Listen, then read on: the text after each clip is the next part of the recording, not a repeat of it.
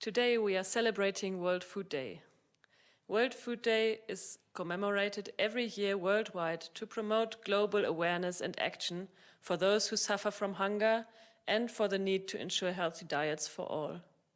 In honor of World Food Day, the Knowledge Hub for Organic Agriculture in Southern Africa, the Namibia Nature Foundation and the Namibian Organic Association are holding today's panel discussion on how organic food can improve nutrition security in Namibia. The Knowledge Hub for Organic Agriculture in Southern Africa is part of a continental project called Knowledge Center for Organic Agriculture in Africa. The Namibian Organic Association and the Namibia Nature Foundation serve as a country implementing partner, strengthening Namibian multipliers and networks in the organic sector. The Namibian Organic Association is a membership-based association established in 2008 by farmers and consumers with the common interest of developing the organic sector in Namibia. The Namibia Nature Foundation has been established in 1987. The primary mission is to advance sustainable development and to conserve biological diversity and natural ecosystems. This includes the wise and ethical use of natural resources for the benefits of all Namibians, both present and future. I would now like to welcome our panelists, Reinhold Ngundu, Mabel Mushonga, Carmen Litlachoy, and Manje Kriche. Reinhold Ngundu is a 25-year-old environmental activist with Fridays for Future Windhoek. He's an ambassador for the Global Real Food Systems Network and a steering committee member of the Namibian Environment and Wildlife Society. Reinhold has a master's in philosophy and sustainable development management and planning and an honors degree in regional and rural development. Mabel Mushonga is working as a private practice occupational therapist with children with various development challenges. She has previously worked in primary health care. Mabel is a Namibian Organic Association board member and grows her own food at home, thriving for the best possible organic methods. Carmen Litlachoy is a fourth year and final year student in the Bachelor for Human Nutrition at the Namibia University of Science and Technology, NUST. Currently doing her internship in community nutrition. She trained and worked as a volunteer with the Nutrition and Food Security Alliance of Namibia, NAFSAN, facilitating a series of community-based nutrition education and awareness workshops as part of the Urban Permaculture Gardening project. Manje Kriche has 20 years of experience in the organic agriculture sector as an organic farmer, trainer, and consultant. She served on the World Board of IFOAM Organics International and was also the co-founder of the Namibian Organic Association. Now, Manje, since you have a long history in the organic farming sector, can you give us an overview what is organic farming and how does organic farming link into the subject of nutrition? Organic agriculture is based on a couple of principles. First of all, with the principle of health, we are sustaining and enhancing the health of the soil, the plant, animals, humans, and the planet as one and indivisible.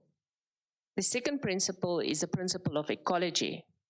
There we are producing food based on living ecological systems and cycles, where we work with them, we emulate them, and we help sustain them. The third principle of organic agriculture is based on fairness. We need to build on the relationships that ensure fairness with regard to the common environment and life's opportunities. The last principle is the principle of care. That is where organic agriculture is managed in a precautionary principle and in a responsible manner to protect the health and the well-being of current and future generations and the environment. So organic agriculture is based on the latest modern technological innovations, where we are focusing on the health of the soil, the health of the plants, the health of the animals, and therefore it all builds up to the health of us as humans. Healthy nutrition is really just based on soil. The healthier the soil, the healthier the food that we can consume, and then the healthier the wider environment. So organically produced food is the foundation of a healthy planet and healthy people. So in commemorating World Food Day, it's important to know that our actions are our future. The food we choose and the way we consume it affect our health and that of our planet. It has an impact on the way agri-food systems work, so we need to be part of the change so that our future can be sustainable, healthy, nutritious. Thank you, Manjo. So let's get right into our discussion. Carmen, can you start us off? Why is eating healthy, nutritious food important for everyone in Namibia? Thank you for the question, Marika. Let's first define the key terms in that question, which is healthy eating and nutritious food. What is healthy eating? Healthy eating is eating a variety of foods that give you the nutrients to help maintain and improve your overall health. Now, when we talk about nutritious food, let's focus on nutrient-dense food and calorie-dense food. Nutrient-dense food are foods that are high in nutrients but relatively low in calories or energy. So it compares the amount of nutrients to the amount of energy that you'll get from food. And then when we talk about calorie-dense food, we talk about food that are higher in calories in comparison to the amount of vitamins and minerals in it. Now, a good example of the two, a nutrient-dense food would be mahango. And then a calorie-dense food would be topsco. So they are both porridges, but mahango is more nutrient-dense because it doesn't go through a lot of processing. Okay, now that we've defined these key terms, now we can answer the question. In general, eating healthy is good for your overall health, like we defined. But the statistics of Namibia show that 50% of the deaths in Namibia are due to non-communicable diseases. Now, when we talk about non-communicable diseases, these are diseases that are not passed on from person to person, but rather either from genetics, by genetics, or lifestyle factors. Lifestyle factors being tobacco use, physical inactivity, harmful use of alcohol, and unhealthy diet. Now, in Namibia, we have a high prevalence of hypertension. And hypertension is caused by high sodium food, diets, which is just a lot of salt in your diet, and then also fatty diets. And this is a risk factor for strokes and heart attacks. Mabel, do you agree with Carmen's statements? Thank you, Marika. Yes, it is very important to have healthy diet, especially when you look at children. Children are still developing, their bones are developing, their muscles are developing, and more importantly, their brain is developing. And as such, they need a well-balanced diet to promote all that growth so that we have healthy and thriving children for the sake of our future generation. Carmen, would you like to add an additional perspective? With that being said, healthy eating is not only for adults, but also for kids, as they are our future. And the biggest reason why I would encourage Namibians to eat healthy is because this will prevent the rising non-communicable diseases in our country. 1 in 5 Namibian adults are obese due to consumption of unhealthy diets and a sedentary lifestyle. Reinhard, can you tell us, where do you see opportunities for low-income households to benefit from organically produced food? Thank you, Marika. With low-income communities, there's really potential to grow organic food because, first of all, because of the principles of organic farming.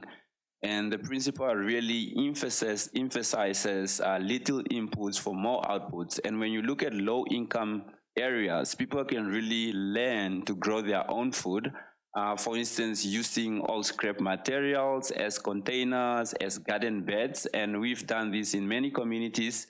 And the beauty of that is because a lot of these low-income communities are really surrounded by natural materials that can be used in their garden. And for instance, dry grass, for instance, is one, and it can be used for mulching because we often emphasize mulching because it not only prevents the ground from being dry, but it also sort of creates a moisture soil and a healthy soil for growing a variety of veggies. Veggies, for instance, like spinach, like carrots, and then quite a lot of these can be grown in dense spaces. And when you look at our communities, they often live in these small spaces, but these small spaces are very feasible to grow organically because they can grow food in buckets, they can grow food in old drawers, and in some spaces they can really mimic the ways of the environment. For instance, growing food in layers, in tight spaces, because when you grow food, a variety of food in a tight space, you not only reduce diseases, but for instance, an example we often use is like, for instance, a bug comes in your garden where there's a variety, it's usually confused and then doesn't end up eating everything. So there's quite a lot of potential to grow organic food because of the principles, using less inputs and more outputs, and it's really feasible in our communities where people can really learn to grow their own healthy and nutritious food. So Manyo, where do you see the benefits of organically produced products over chemically produced products? Well, Moringa, that is quite an important question. So if we look at the conventional food that we eat, it is produced in such a way that, unfortunately, sometimes there are residues from farming, for instance, pesticide residues or herbicide residues, and that is really unintentional, but it comes into our bloodstream. So if we are breastfeeding as a mother, you would transfer those chemicals not to yourself, but also to your baby. So therefore, it's really important to look out for the best food that you can eat without all these chemical residues. And that is the big objective of organic agriculture, where we produce food without harmful chemicals, without a harmful effect on the environment, and really food that has a high nutritional value. The other important thing is that also with organic agriculture, we don't use seeds that are genetically modified. So for instance, the maize that we would import from South Africa, when Namibia don't have enough of our own local maize, that would be genetically modified. And there's a lot of research studies showing that GM food is not really good for our bodies. And it's got a long-term negative effect on us. So with organic agriculture, we avoid all the bad stuff and just offer the good stuff in a nutshell. So Mabel, let's get practical. What does this mean in our real life? In a family situation, with kids going to school, busy schedules, and a lot of work that has to be done, where we have very little time for food production. Thank you very much, Moringa. That is a very important aspect of today's living. People are often caught up in very busy schedules, but we have no option. If we are going to ensure the future of our children and the future of everybody in Namibia, we have no option except to look for some alternatives of ensuring that we do take in nutritious foods into our bodies. We can have a few examples of things that we can just modify to ensure that our kids and everybody else is having an adequate nutrition. For instance, if you look at the drinks that we are taking today, a lot of the times we are taking in the fizzy drinks, but we often forget that traditionally we have had our traditional drinks, fermented drinks, most of them, and those are very good options. And those are things that somebody can probably make over the weekend, put in the fridge, and kids have an alternative of a drink other than fizzy drinks.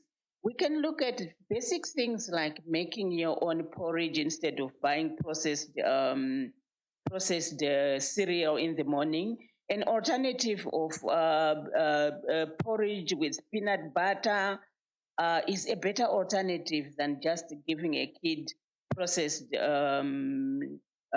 instant porridges. We can have examples of things like making sure that when you make the food for kids to take to school, for instance, look at what you are putting in there. Instead of putting processed foods, look for things like fruits, look for things like snacks, like a sandwich with peanut butter. Look for variety and try as much as possible to ensure that this lunchbox has variety for the sake of the nutrition of the child. I think those are very basic examples, and people can think about especially our own foods that we have always eaten. Those foods do give a lot of nutritional, do have a lot of nutritional value, and those are alternatives to look for. I think people can add on and think about other alternatives. Thank you, Mabel. Just to add on to what she said, I'm glad you talked about the importance of eating healthy for kids, or why it's important for the kids. Because it is very important to teach kids at a young age what it is to eat healthy and how to eat healthy. This can prevent early childhood obesity. And early childhood obesity is one of the things that parents don't really care too much about, because all they care is, I need to feed my child. But they don't focus on the types of food that they feed their child. And so thank you for giving examples on how to ensure that the children get nutrition-dense food in their diet instead of just calorie-dense food. Yeah, maybe just to add, another wonder blend is the Moringa, and it's relatively available with an abundance of seeds. The Moringa is really easy to grow, and the leaves are very nutritious because the leaves have 7 times more vitamin C than oranges, for instance, and 15 times more potassium than bananas. And it is rich in nutrients, and it has calcium, protein, iron, and amino acids, which could help your body to heal and build muscle. And quite a lot of people can harvest the seeds and grow as many Moringa trees because not only the leaves that you could use, but also the roots and the seeds. And I think that's a really awesome plant to grow at your place. That is awesome, Reinhold. There's actually a number of organic Moringa producers in the country, large and small scale. So there's a lot of knowledge if someone is experiencing any challenges growing Moringa at home, despite it being very easy to grow in general. So panelists, what do you want our listeners to remember about World Food Day?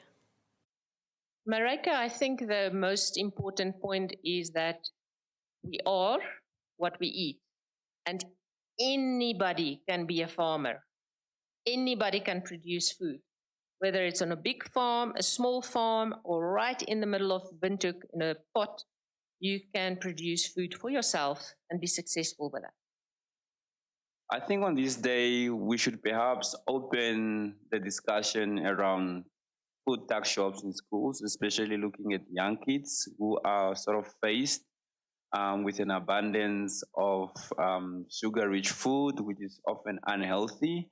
And perhaps it's time that we really make it a prerequisite for schools to have school gardens, not only to reconnect young kids to the soils, but to promote nutritious lifestyles, and also perhaps to ban sugary food and food rich in salt from school tuck shops, because I think that's an important entry point to really promoting healthy lifestyles. What I would like the listeners to take from this discussion would be to just educate yourself on how to eat healthy and what eating healthy is and the importance of it, because I think most of the times it's because we don't have the knowledge of it, and that's why we don't love the way we're supposed to, or that would be beneficial to us. And just remember that this is the only body you have, so take care of it now while you can. Yes, if there's anything that I would encourage people to reflect on is to really look at the way we take in food. We have kind of lost our consciousness around food because we are faced with very busy schedules, and we are just eating to fill our tummies, going for convenience more than thinking about what we are taking in. So I would like to encourage all Namibians to rethink the way we eat. Let's think about what we are putting into our bodies. Let's reconnect with our traditional foods, which are very nutritious, dense, and which can be, which we can teach to our children for the sake of the future. Thank you very much. Let's be proud of our health and go organic. Thank you, Marika, and thank you for the team. This is really great to participate in the World Food Day. Thank you very much to our listeners. It has been lovely sharing this very important information. I would like to heartily thank you, the panelists, for contributing to this interesting discussion today. And I would like to welcome all listeners to grow your own food and to consider nutritious food choices. You're also welcome to visit our website on www.noa.org.na